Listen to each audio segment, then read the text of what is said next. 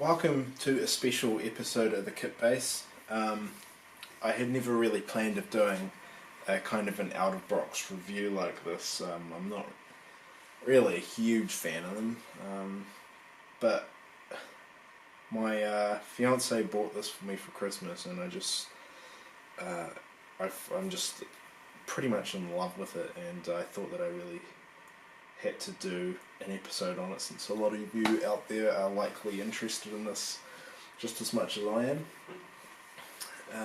So this is the Star Trek Original Series Communicator from the Wand Company, and it's the Bluetooth one, so it's basically an extension of the Siri on your smartphone, and even better than that, it's also a work of art, and has a lot of cool functions which sort of, rival the DST, and by functions I mean the sort of the icing on the cake kind of things. But yes, I'm not really going to do a huge out-of-box review or anything like that. I just sort of want to show it off. Yeah, so I'll open it up for yous. And I like this thing so much that this is the first time it's been in the box since I got it. So when you first get it, you'll get in the box, obviously, instructions there. Congratulations, you're one of the first people in the world to own a fully working Star Trek Bluetooth communicator. After 2 years of development, we've laid it in your hands, etc., etc. And a caution that the left button is a press only and not a jog switch. So that's kind of cool. There's a cool pouch, which I haven't actually opened, but you can use this when you're out and about, I suppose, which is quite a cool feature.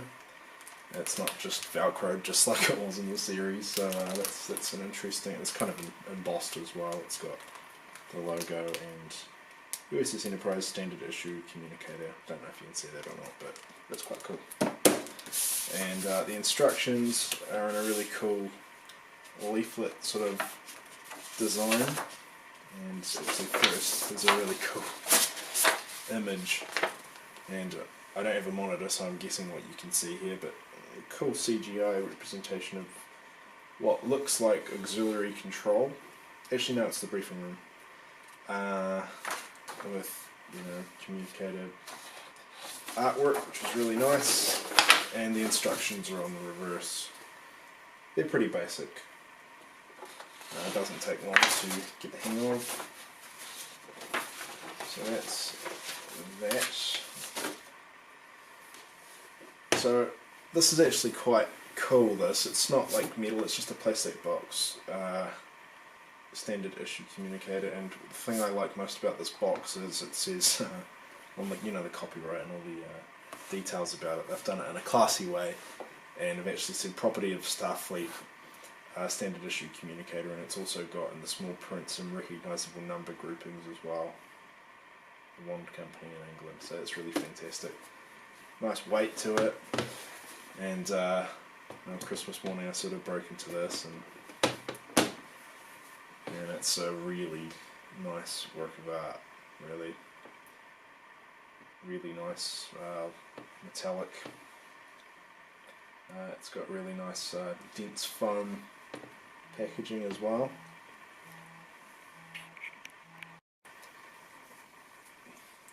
So I was really happy with it.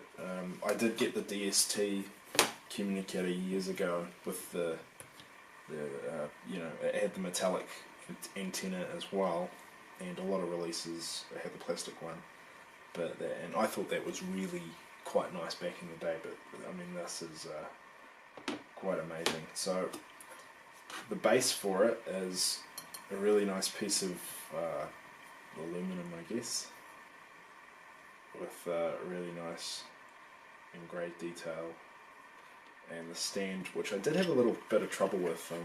You're supposed to connect it like this, and it's supposed to kind of click, but mine never did. I sort of had to work it in from the back, but that wasn't really a problem. And that's got the embossed detail too, and this is also the charger as well, so I don't have it here, but there's a USB plug that you can just plug into a phone adapter or whatever, and it's a magnetic thing, so it sits in there really nicely, and I'll show you that in a second.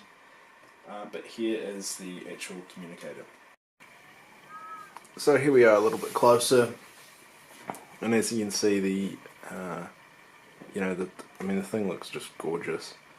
It's it's all metal parts.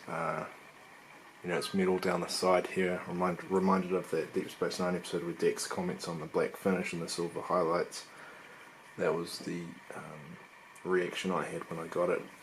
And on the back here, you've got some of the safety information and I guess disposable information on the back, and it's sort of done in a classy way again. It says property of Starfleet. Quite nice. The screws are in the same place as the original props. That's probably just because that's where it makes sense to put them.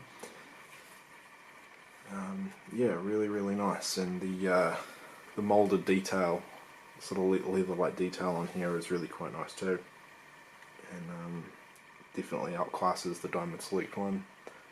I don't really know about the others on the market. I don't have too much experience there, but I love how when you can see the I just really like how you can see all the lights and all the machinery behind the mesh here.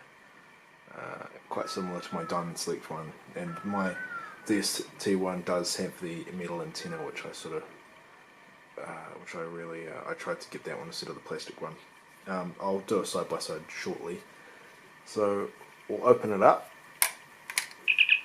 and it does make the chirp, and then you can get a look at the moving moire pattern, which is a really good representation of the original machining that went on by Hua Cheng. And it's kind of doing weird stuff to the monitor that I'm seeing. I don't know if it's just the monitor, it looks quite 60s like. These are metal parts. The mesh here for the speaker is really nice and looks to be really screen accurate. The metallic plate there, the correctly moulded dual LED lights. The buttons and this interface lining here are actually plastic. It would have been nice to have those metal too, but it's not a deal breaker really. And as this is a Bluetooth device, I will show you some of those functions, but first I'll show you a few of the icing, the icing on the cake sort of things, like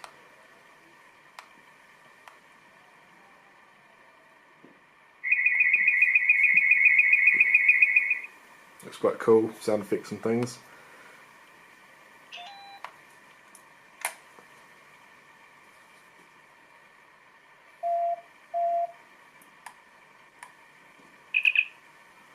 So that's quite cool. My only complaint about that last one is it only makes that call sound once and doesn't repeat, but that's alright. It really does look quite nice, and it's got sort of voice clips as well. What is your situation? That's just, I'm using these as sort of toggle buttons. Since there's only two buttons, I have to cram a lot of functionality into them, so what I'm doing now is I'm holding down the left button and pulling down the right button. Captain, USS Enterprise, Starfleet Sector 9. Inauguration ceremonies, Altair 6 have been advanced 7 solar days. Your order to alter your flight plan is filed to accommodate. Order of Comac, Admiral, Starfleet Command. Knowledge? So that's really cool. You got voice clips and things. Affirmative, Captain. Enterprise out. Yeah, really cool stuff. And so what I'll do is I'll connect this to the Bluetooth, which is very easy. So if I hold this down, waiting for Bluetooth connection. Okay, so it's just waiting for it. And on my phone, I will turn on my Bluetooth. So that's on now. It should connect shortly.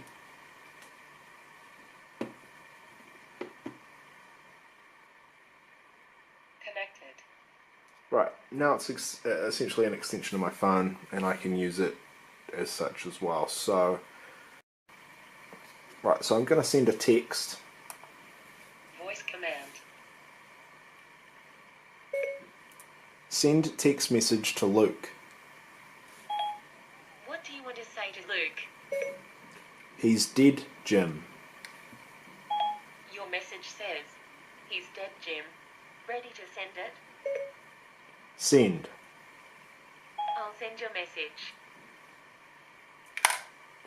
And that's how you send a text. And you can call people exactly the same way. You can search the web, you can ask for the temperature, you can do anything. We really do live in the future now, which is amazing. And I receive calls on this too when I'm around home. I don't use my phone much anymore because I just have so much fun with this. Yeah, really, really happy with it. I'm definitely going to have to get the phaser. Yeah, so I hope that sort of gets you excited and maybe you'll pick up one for yourself. And yeah, I'll show off the comparison with the DST before I sort of wrap up. And as you can see, that they're quite different.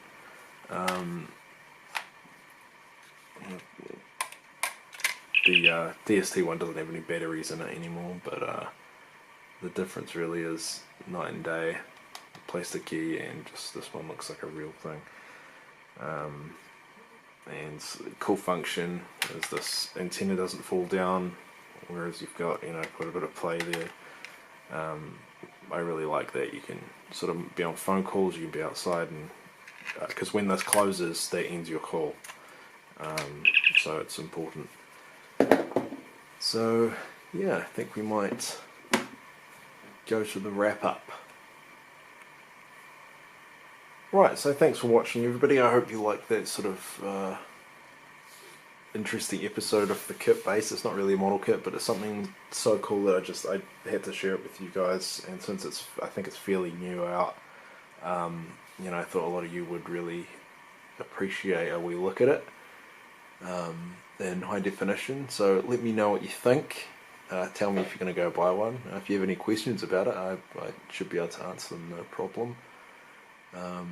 I love how you can see that light through the mesh when it's on. And I don't know if I can't remember if I've mentioned or if I edited it out or something, but this is the this is the charge base, and there's a USB cable which sort of snakes out the back here. But it looks like a really nice prop on display. It's a museum piece, but it also has amazing functionality.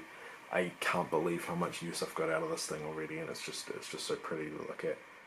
I use it every single day. I send my text messages on it, I get all my calls on it. It's fantastic. So I think we're done. Thanks so much for watching, and live long and prosper.